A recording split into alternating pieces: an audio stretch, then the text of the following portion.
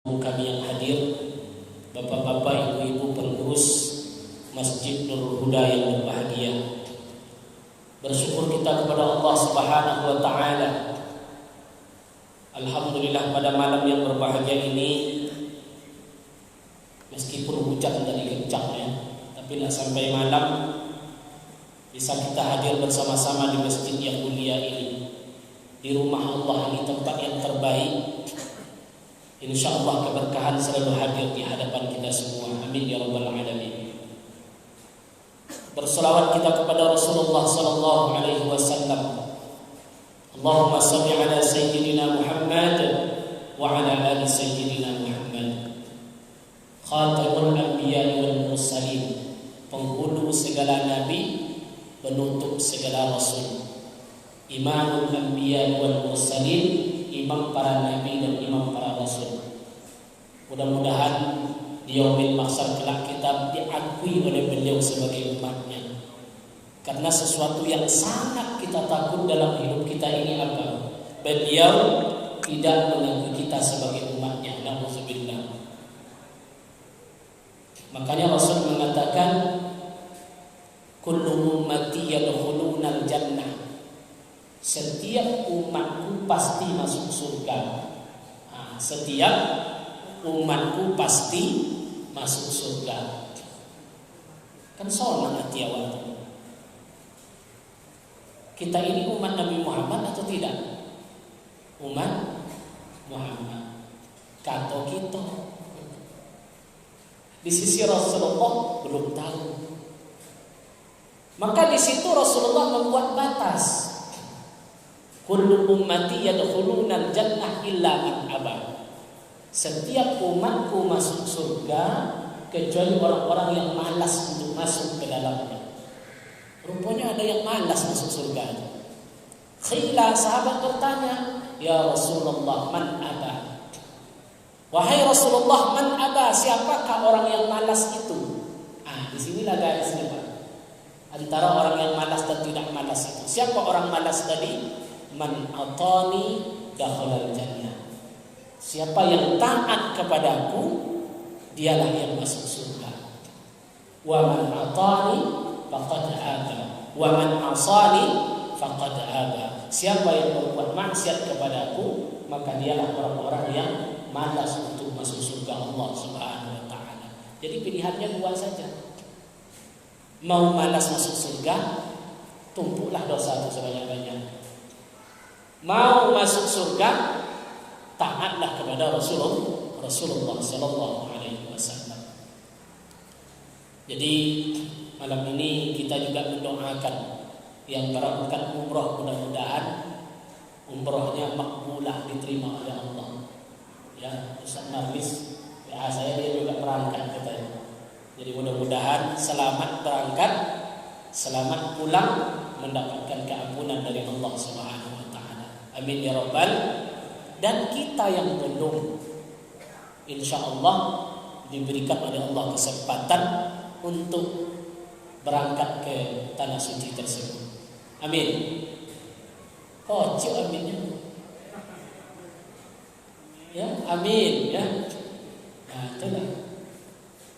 Ya, kami di KUA ini ada juga tesnya, tes petugas ibadah haji. Tapi saya tidak lulus-lulus ya.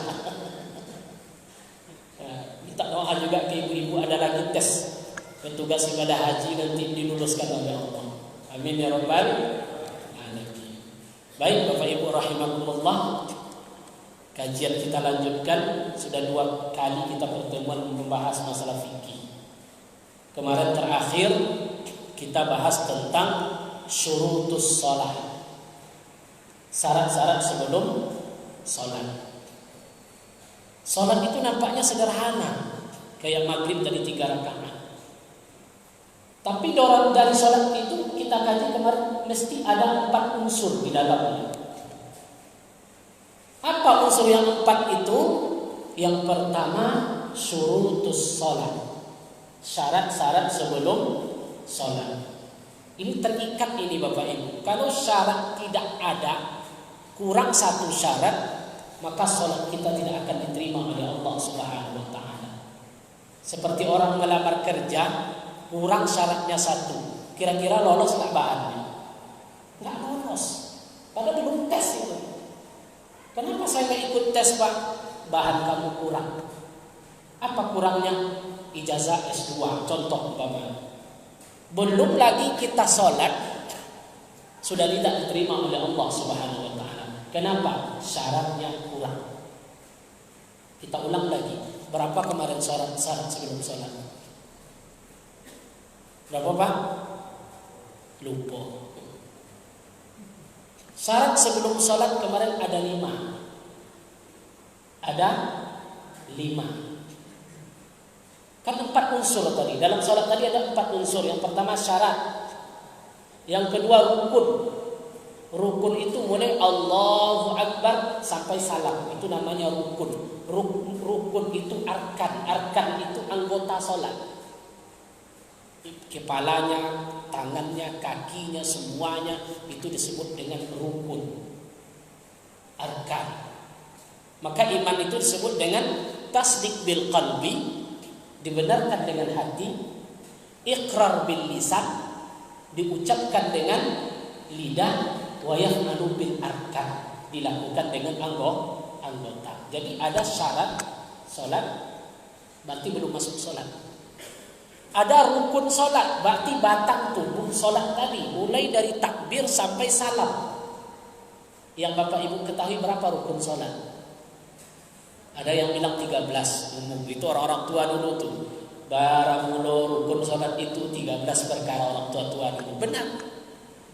Ada yang menyebut 14, betul juga. Ada yang menyebut 17, betul semuanya. Kok bisa, Ustaz? Ada yang menyebut 13, betul juga. Betul.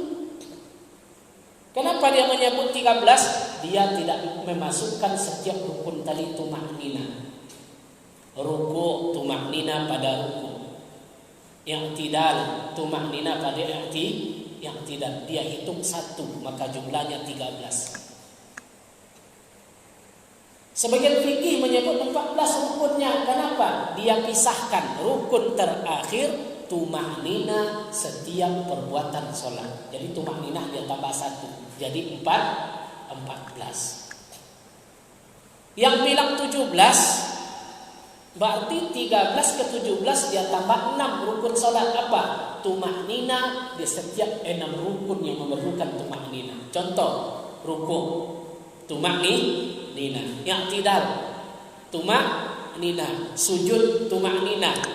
Yang butuh tumaknina itu 6 rukun, maka jadi 17. Apa maknanya di sini? Jumlahnya beda, maknanya sama. Itulah fikih. Jadi jangan berkelahi pula, itu berapa rukun salat itu? 13. Oh, nak sah itu. Saya 17. Padahal kalau ditafsirkan sama. Meskipun 14. Itu unsur kedua dalam salat tadi. Unsur yang ketiga, al-mubtilus salat, yang membatalkan salat. Unsur yang keempat, apalagi? Sunnah fis salat, sunnah dalam salat. Jadi di salat itu ada 4 unsur yang mesti kita ketahui. Berapa syaratnya, berapa rukunnya, berapa yang membatalkan, berapa sunnah. Contoh, iftitah itu rukun atau sunnah? Bu, Allahumma ba'id atau kabirah itu sunnah atau rukun? Sunnah, berarti masuk unsur sunnah salat, bukan rukun. Jadi harus tahu kita beda itu. Maka ketika kita masbuk, jangan dibaca pula iftitah. Kenapa? Takut nanti Fatihah ketinggalan. Karena Fatihah rukun. Nah, ini sebagai pengayaan kita sebelum masuk di hal yang pertama tadi. Wa syurutus salati khamsah. Syarat sebelum salat itu ada 5. Kalau kurang yang 5 ini, maka salat tidak sah. Yang pertama, taharah. Apa makna taharah? Suci an hadasin, suci dari hadas. Nah, ini yang pertama. Mesti kita suci dari hadas. baik hadas besar atau hadas kecil. Hadas besar itu apa? Junub, inzal, apalagi suami istri terjadi hubungan, apalagi nifas, haid. Ini namanya hadas besar. Yang kedua, mesti suci dari hadas kecil. Apa itu hadas kecil? Orang yang belum berwudu atau belum bertayamum, itu disebut dengan hadas kecil. Mesti yang pertama itu kita suci dari hadas kecil. Yang kedua apa lagi? Tahara anin najas, suci dari najis. 3 yang mesti suci: badan, pakaian, tempat sholat. Allahu Akbar. Jatuh tai cicak sebesar jempol, sebarang tangan kau jatuh, becek, krak sini, melelehnya, batal nggak sholat? Batal. Kenapa? Syarat yang kedua kena, karena dia tidak suci dari najis. Maka seorang imam, orang yang di belakang imam itu mesti orang yang paham imam. Kenapa? Ketika imam nanti berhadas kecil, batal wudunya. Bismillahirrahmanirrahim. Tiba-tiba imam keluar. Maka yang belakang imam itu harus orang yang paham. Langsung dia ke depan menggantikan imam. Kenapa? Karena imam batal, dia keluar, maka yang belakang maju untuk menjadi imam. Coba kalau yang belakang tidak paham dia, imam keluar, apa yang terjadi ini kanan kan? Aku caro habis sholat. Imam lari gitu. Ya. Atau yang lucu nanti pas ruku, Allahu Akbar, imam rupanya buang angin. Atau ada cicak yang jatuh, tainya mengenai ininya, tentu dia langsung keluar. Tentu lama ruku. Tentu yang belakang imam ketika ruku lama, dia akan tahu imam sudah keluar, maka maju dia langsung dia sami Allahu liman hamidah. Begitu harus paham di sini. Najis ada 3. Besok kita bahas itu. Najis ada 3. Ringan, menengah, berat. Rukun syarat solat yang ketiga, apa lagi? Syurutus salatus salis, syarat solat yang ketiga. Apa Bu? Bapak? Pertama tadi suci dari hadas, kedua suci dari najis, ketiga sitrul aurat, menutup aurat. Yang bapak-bapak gak susah, yang susah ibu-ibu. Assalamualaikum warahmatullahi. Nampaklah rambut ibu tu nampak di sininya 3, 4. Sah gak salatnya? Kenapa? Aurat tidak ditutup. Atau yang belakang, belakang, Allahu Akbar. Datang kipas angin itu diginikannya, mukenah tadi, nampak telapak kakinya. Maka ketika itu solat tidak sah. Kenapa? Aurat tidak ditutup. Jadi aurat solat ini beda dengan aurat di luar. Kalau aurat solat ini mesti tertutup semuanya sesuai dengan kaidah fikih. Contoh, ibu solat di rumah, lampu mati, hari gelap, sunyi, malam. Kemudian ibu solat, nampak tapak kakinya, orang tak akan menengok. Tapi sah tak solatnya? Tidak sah. Begitulah bedanya aurat di solat dengan aurat di luar. Kalau aurat ibu di rumah, mahram boleh nengok. Tapi kalau di solat, itu aurat kita kepada Allah Subhanahu wa ta'ala. Maka mesti tertutup semuanya selain muka dan telapak tangan. Telapak tangan itu yang mana, Bu? Telapak tangan maksud fikih di sini zahriha wa batiniha, baik di sini ataupun di sini. Jadi jangan salah paham nanti kira begini saja telapak tangan, tidak. Yang maksud telapak tangan itu Paham Ibu? Baik di dalam ataupun di luar. Jadi kalau ibu tertutup ininya dalam mazhab Syafi'i, berarti aurat dalam salat sudah tertutup, sah salat. Itu yang dimaksud dengan muka dan telapak tangan. Itu yang ketiga. Yang keempat apalagi syarat sebelum salat?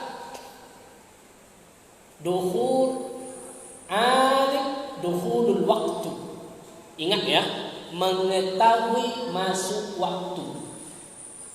Jadi sholatnya bukan masuk waktu, tapi orang yang sholat tadi alim, mengetahui dia masuk waktu. Maka menurut pendapat ulama dalam Asy-Syafi'iyah, orang yang sholat di dalam waktu, umpamanya Pak sholat di waktu zuhur, tapi dia tidak tahu waktu zuhur itu kapan, maka sholat yang tidak sah. Jadi rukun di sini bukan masuk waktu, mengetahui masuk waktu. Nah, itu yang dibahas nanti. Subuh itu kapan masuknya? Oh, subuh jam 5, bukan itu maksudnya. Subuh itu kapan masuknya? Maka ulama dulu pintar dia.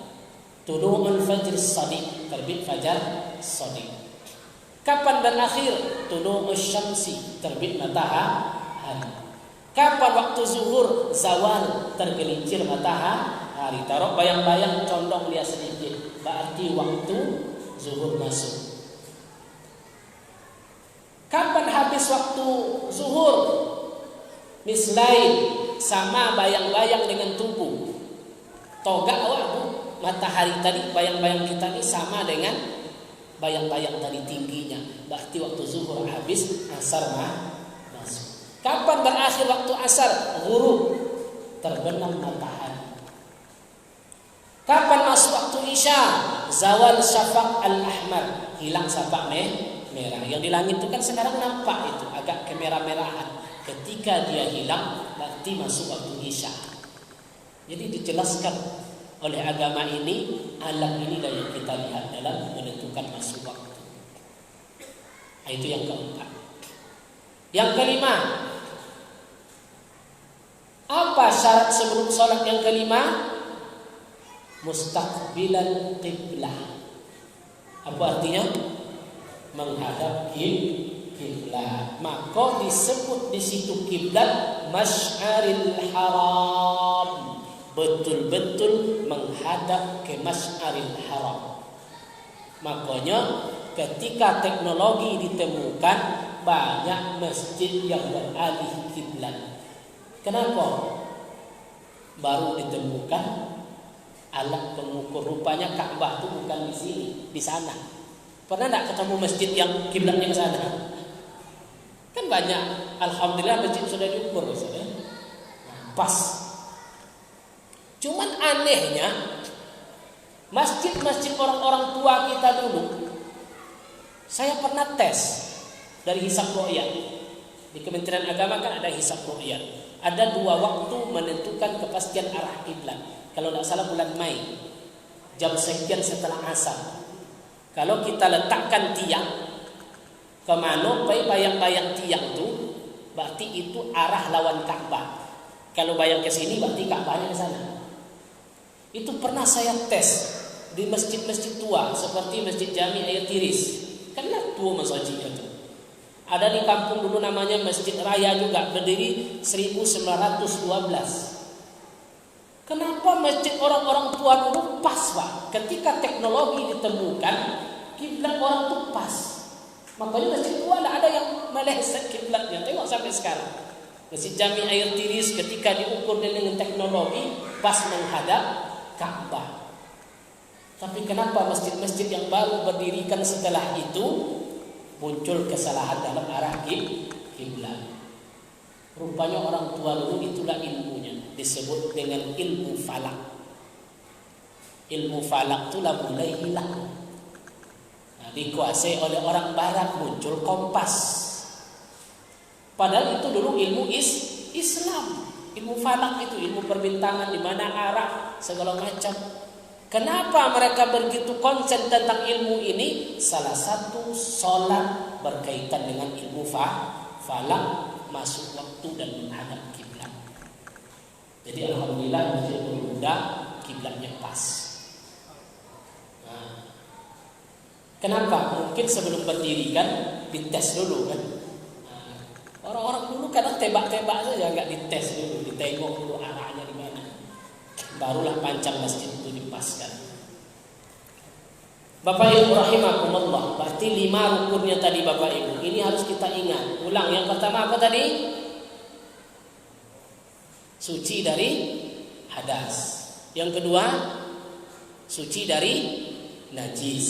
Yang ketiga, menutup aurat. Yang keempat, mengetahui masuk waktu. Yang kelima, menghadap kiblat.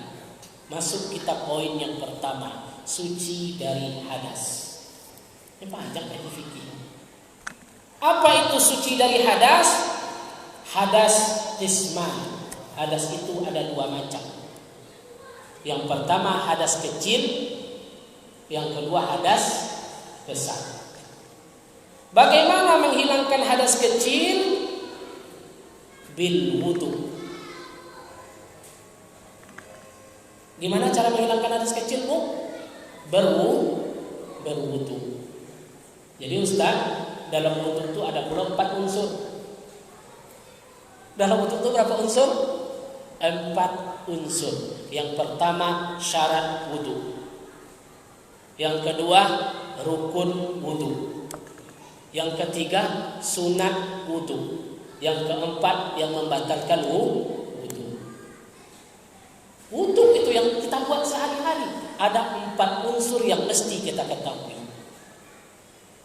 Wa syurutul wudu, syarat-syarat wudu ada 4. Ini belum wudu lagi. Sebelum persiapan wudu itu mesti ada 4 hal. Yang pertama, ma'un tahur, air yang suci lagi mensucikan. Jadi airnya air apa? Air mutlak. Itu syarat yang pertama. Air yang digunakan untuk wudu tadi mesti air mutlak. Apa lawan air mutlak? Air muqayyad, air yang dikaitkan. Contoh, air putih. Ini air apa namanya Pak Ibu? Air mutlak. Bismillah. Air mutlak. Alhamdulillah. Kemudian saya masukkan teh sama kopi. Namanya air apa? Air teh. Sah nggak ambil wudu? Enggak, karena mutlaknya hilang. Saya masukkan kopi, berubah menambah air kopi, hilang mutlaknya, tak sah untuk mengambil wudu. Dibelah kelapa, bernama air kelapa, tak sah untuk mengambil wudu. Kenapa? Mutlaknya hilang. Maka air itu dibagi 4. Mutlak, musta'mal, musyammas, najis. Kita persingkat saja Pak. Ada air mutlak, ini. Air musta'mal, bekas wudu. Bekas air wudu. Jadi kalau air wudu tadi bekasnya kita gunakan untuk cebok, ini sulit air ini, kita kumpulkan air wudu tadi, gunakan untuk bersuci qada hajat, buang air kecil, buang air besar, maka tidak sah. Kenapa? Mutlaknya hilang. Yang kedua musammas, air dijemur matahari, sah untuk wudu tapi makruh memakainya. Yang ketiga, yang keempat air najis, tidak sah untuk berwudu. Semua air ini akan menjadi mutlak bikullatain, dengan dikumpulkan menjadi 2 kula. Berapa kula itu Pak? Setelah ditimbang sekitar 300 liter. Berapa liter Pak? 300 liter. Kalau minyak itu seliter, 300 itu maka boleh ngambil wudhu sama-sama di dalamnya. Dia tidak akan mustahmal. Contoh di depan masjid ini kita buat bak panjang, ya, panjang kayak kolam. Isinya lebih dari 300 liter. Silahkan ngambil wudhu sama-sama di situ. Tidak hilang mustahmalnya. Dia akan tetap suci meskipun tergenang. Maka pondok-pondok, saya ingat di pesantren dulu, Kan di pesantren itu Pak, kalau sempat ada keran, seminggu tahan keran tuh habis. Ada pula air bak kecil pakai gayung itu 2 hari umur hancur. Akhirnya apa yang dibuat sama Buya tuh, buat bak panjang. Wudhu dah kalian di situ, masuk kaki masuklah ke dalam. Kenapa? Wudhu tetap sah. Kenapa? Karena sudah 2 kula, lebih dari 300 liter. Boleh ngambil wudhu siapapun di situ. Itu yang pertama. Ada tanggung jawab nih. Waktunya singkatnya, tinggal ini baru 1. Lama lagi.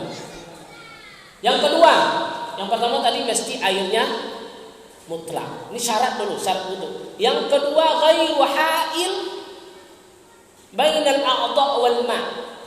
Tidak ada penghalang antara anggota wudhu dengan air. Apa contohnya, Bu? Anak kita nikah, pesta malam, pestanya jam 12, tamu datang jam 11. Mulai dari anaknya, emaknya, mertuanya pakai kutek, habis warna-warni kukunya supaya cantik. Masuk waktu zuhur, Allahu Akbar, Allahu Akbar, kita mau ngambil wudhu, kuku masuk anggota wudhu, masuk. Ada kutek itu disebut ha'il, penghalang antara air dengan anggota wudhu. Sebelum warna-warni ini hilang, maka wudhu tidak sah. Jadi syaratnya apa tadi? Tidak ada penghalang antara anggota wudhu dengan air. Makanya orang tua-tua dulu pintar dibuat inai, henna itu dia tidak menempel, dia meresap, maka air wudhu tetap sah. Ibu sering pakai kutek atau inai? Iya. Alhamdulillah. Ya, ibunya pakai inai, anaknya. Nah, ini kadang-kadang sepele kita. Ya. Hal-hal yang semacam itu kadang-kadang membuat wudhu tidak sah. Apalagi mandi wajibnya tidak sah. Mandi wajib tidak sah, wudhu tidak sah. Kalau sudah junub itu loloknya tinggi hari, lah tobik atau air itu baru terjagonya junub. Para ulama mengatakan seluruh yang disinari matahari itu apa katanya? Ya Allah, kutuklah orang ini.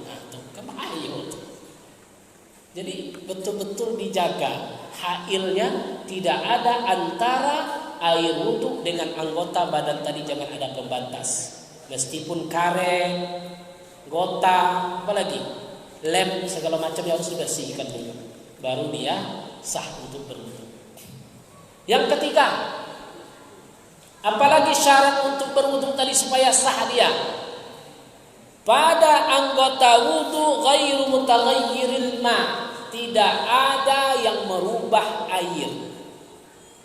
Contoh make up, ibu tuh mau copek-copek, siko merah, siko hijau, siko apa warnanya, Bu? Macam-macam warna. Nggak dia cuci dulu, langsung dia ngambil wudhu. Kira-kira yang lengket di sini merubah warna air atau tidak? Merubah warna air, maka wudhu tidak sah. Jadi mesti dibersihkan dulu. Lah tanggal make up tuh, lah tanggal lipstick yang tobal tuh, barulah kita ngambil wudhu secara normal, dibersihkan dulu. Takutnya apa nanti? Anggota wudhu tadi merubah basuhan air yang berubah mutlaknya akan hilang, maka wudhu tidak sah. Nah, 3. Yang keempat, duhulul waktu lidaimil hadath, masuk waktu bagi orang yang berpenyakit daim hadas. Daim hadas itu apa bahasa awalnya? Dalam kitab ini disebut dengan daimun hadas, hadas yang berkekalan. Netes-netesnya tawi. Jadi rupanya ada syarat orang ini kapan dia boleh wudhu? Ketika waktu sudah Masuk waktu dia ngambil wudhu, langsung dia salat, Allahu Akbar, meskipun menetes dimaafkan oleh Allah Subhanahu wa taala. Tapi syaratnya itu tadi, wudhunya sekali ketika masuk waktu. Empat itulah syarat-syarat sebelum wudhu. Waktu masuk jam 19.10, masuk 19.15. Ada pertanyaan silakan. Ya, silakan Pak.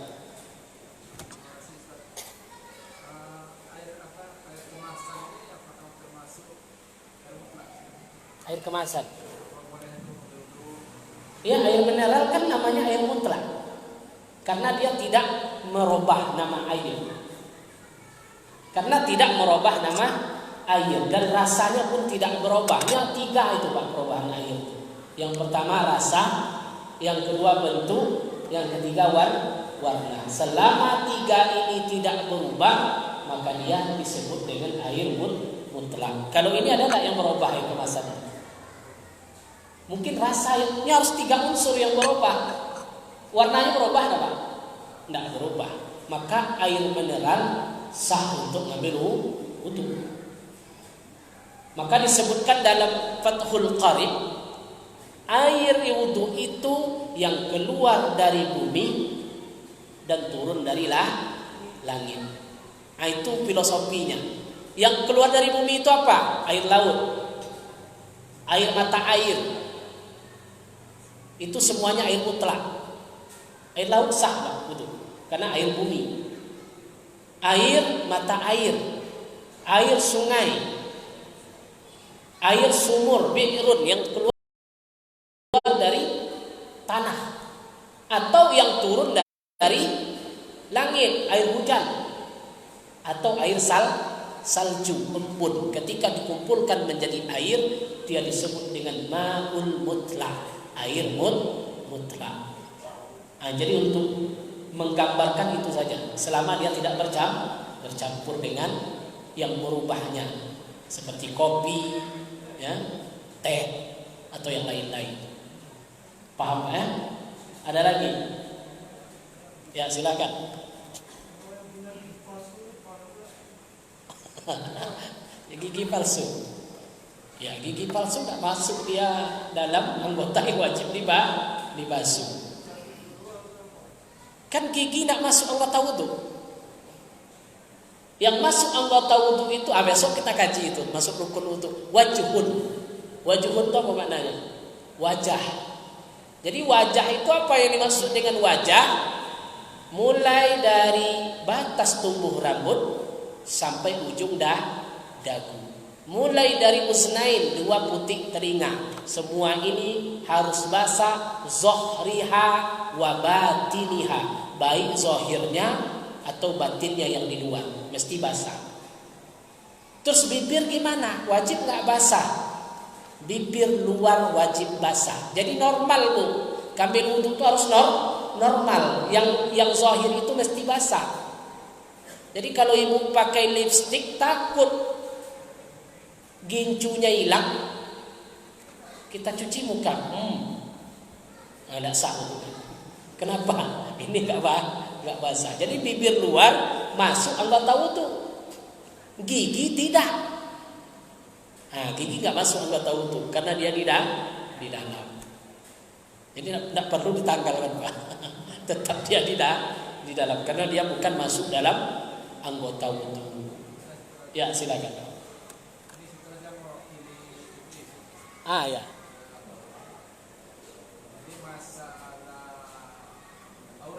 Aurat. Muka dan telapak tangan. Iya. Apakah sama peruntukannya untuk ibadah buku atau haji? Kalau dalam karena lagi-lagi aurat ini kan banyak khilafiyah.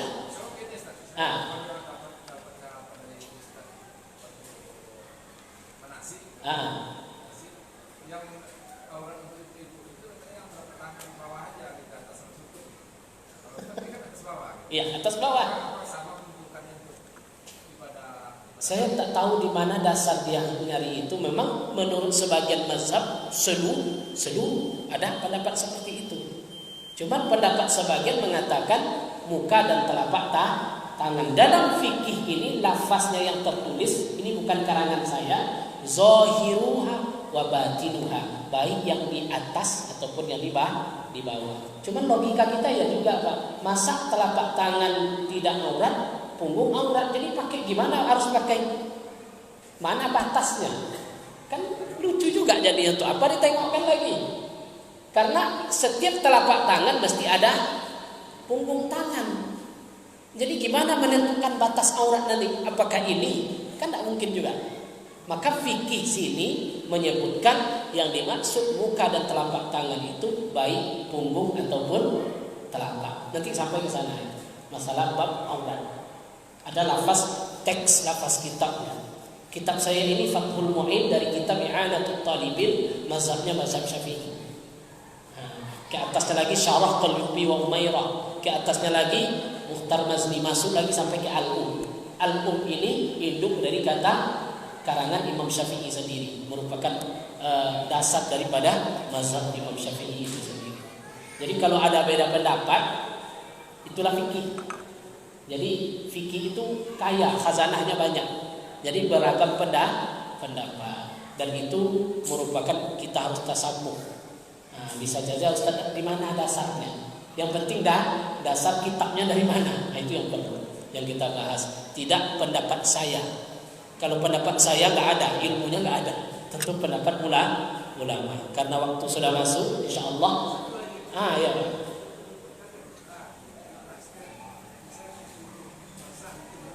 Ada nanti kajiannya itu coba. Itu panjang pembahasannya itu. Kalau tidak bisa terkena air tayamum yang basuh mesti dibasuh. Nanti ada pembahasannya. Pakai plaster ya lengkap semuanya kan. Ya kan kalau darurat nggak mesti dibasuh. Hukum tayamum itu ada dua. Yang pertama tidak ada air. Yang kedua nggak bisa kena air. Nah itu saja. Sah. Ya, sah dia. Tayamum tapi wudu membasuh yang dua kerjaannya situ Pak. Wudunya membasahi basahan yang bisa basah gitu. Demikian, mohon maaf ibu-ibu rahimakumullah. Mudah-mudahan ini menjadi ilmu bagi kita, baik bagi ibu-ibu maupun bagi kami sendiri. Mudah-mudahan bermanfaat. Wallahu muwaffiq ila aqwamit thariq. Wassalamualaikum warahmatullahi wabarakatuh.